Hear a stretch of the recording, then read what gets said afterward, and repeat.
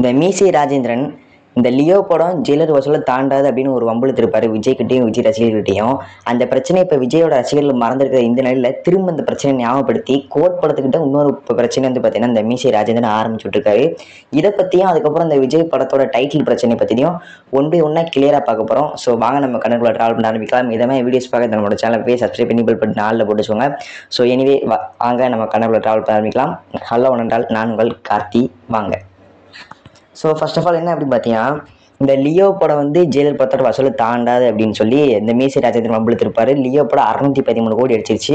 Jailer படம் வந்து 575 கோடி அப்பல எவ்வளவோ அடிச்சிச்சு. ஸோ இந்த ஜெயிலர் படத்தோட வசூல் வந்து பார்த்தீங்கன்னா லியோ படத்தோட வசூல் தாண்டிடுச்சு.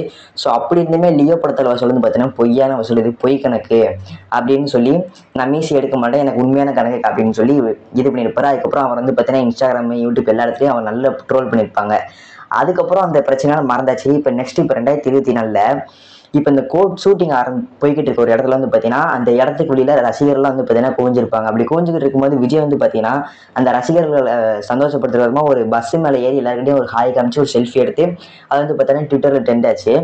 இதை வச்சுக்கிட்டு மீசி ராஜேந்திரன் ஒரு சேனலில் சொல்லியிருக்காரு, ஒரு இன்டர்வியூவில் சொல்லியிருக்காரு, இப்போ யார் மீசி எடுத்திருக்கான்னு பார்த்தீங்களா, நான் மீசி எடுக்கல, இப்போ யார் மீசி எடுத்திருக்கான்னு பார்த்தீங்களா அப்படின்னு சொல்லி விஜய் வந்து அந்த சின்ன பையன் கேரக்டர் இருக்குல்ல, விஜய் வந்து சின்ன பையன் கேரக்டர் இருக்குது, அதுக்கு வந்து மீசை எடுத்திருப்பாரு, மீசை எடுத்து நடிச்சிருப்பாரு. ஸோ இதை வந்து அவர் யூஸ் பண்ணிக்கிட்டு இப்போ யார் மீசை எடுத்திருக்கா பார்த்தீங்களா அப்படின்னு சொல்லி விஜய் வந்து வம்பெடுத்திருக்காரு. ஸோ இதை வச்சு இன்னும் என்னென்ன ட்ரோல் பண்ண போகிறாங்கன்னு தெரியல. மீசி ராஜேந்திரனை பார்க்கலாம். விஜய் படம்னாலே பிரச்சனை இருக்கவே இருக்காது. ஸோ அந்த நிலைமையில இப்போ Thalapathy 60 the great of all time படத்துக்கு வந்து பார்த்தீங்கன்னா ஒரு பிரச்சனை வந்திருக்கு. என்ன அப்படின்னு பார்த்தீங்கன்னா, தெலுங்குல ஒரு படம் டைரக்ட் பண்ணுறாங்களா, அந்த படத்தோட டைட்டில் வந்து பார்த்தீங்கன்னா கோட்டான். இந்த விஜய் படத்துக்கும் டைட்டில் பேர் வந்து கோட்டான். இந்த விஜய் படத்தோட டைட்டில் கோட்னு வைக்கிறதுக்கு முன்னாடியே பார்த்தீங்கன்னா இந்த தெலுங்கு படத்துக்கு டைட்டில் கோட்னு வச்சுட்டாங்களாம். ஸோ அதனால அவர் என்ன சொல்லியிருக்காங்கன்னா, நாங்கள் தான் ஃபஸ்ட்டு வச்சோம், ஸோ நீங்கள் டைட்டில் மாற்றணும் அப்படின்னு சொல்லியிருக்காங்களாம். பட் இந்த நம்ம தமிழ்நாட்டு அந்த விஜய் படத்தோட படங்கள் வந்து பார்த்தீங்கன்னா இந்த விஷயத்தை பற்றி கேர் பண்ணிக்கிட்டவே இல்லையா, அதாவது காதலியே வாங்கிக்கலையா. ஸோ இது கடைசியில் என்ன ஆச்சுன்னு தெரியல. வெங்கட் பிரபு இதை பற்றி ஆஃபீஸில் எதுவும் பேசலை. ஸோ அதுக்கப்புறம் என்ன அப்படின்னா, அந்த படத்தோட டைட்டில் வந்து பார்த்தீங்கன்னா கோட்டு.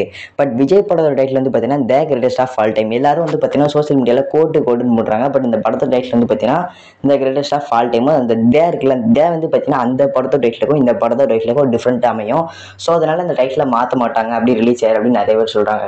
இந்த லியோ படத்தையுமே வந்து பார்த்தீங்கன்னா டைட்டில் பிரச்சனை வந்துச்சு. பட் அதை வந்து பார்த்தீங்கன்னா எப்படியோ சமாளித்து ரிலீஸ் பண்ணிட்டாங்க. ஸோ இந்த படத்துலையும் டைட்டில் பிரச்சனை வந்திருக்கு. கண்டிப்பாக இதை மாற்ற மாட்டாங்க. ஏன் அப்படின்னு பார்த்தீங்கன்னா, இதில் விஜய் படத்தோட டைட்டில் தே இருக்குது, டிஹெச்சி தே இருக்குது. அந்த தெலுங்கு படத்தோட டைட்டில் வந்து பார்த்தீங்கன்னா தே இல்லை. ஸோ அதை இப்போ என்ன அப்படின்னு பார்த்தீங்கன்னா, அந்த தெலுங்கு டேரக்டர் இருக்கார்ல, இதுக்கு முன்னாடியே ஒரு படத்தில் வந்து பார்த்தீங்கன்னா விஜய்க்கும் அவருக்கும் டைட்டில் பிரச்சனை வந்திருக்கான். இப்போ திரும்பவும் இந்த கோட் படத்தில் டைட்டில் வச்சிருக்காங்கல்ல, இதை பார்த்து என்னடா நீங்கள் என்னையவே இது பண்ணிக்கிட்டு இருக்கீங்க அப்படின்னு சொல்லி அந்த டைட்டில் கேட்டவங்க இது ஷாக் ஆகிட்டாராம். இந்த கோட் படத்தோட டைட்டில் பிரச்சனை இருக்குல்ல, இது வந்து பார்த்தீங்கன்னா சொல்லி வச்சது நடக்கலையா. எல்லாரும் நினைப்பாங்க விஜய் படம்னால எல்லாரும் பிரச்சனை பண்ணுவாங்க அப்படின்னு.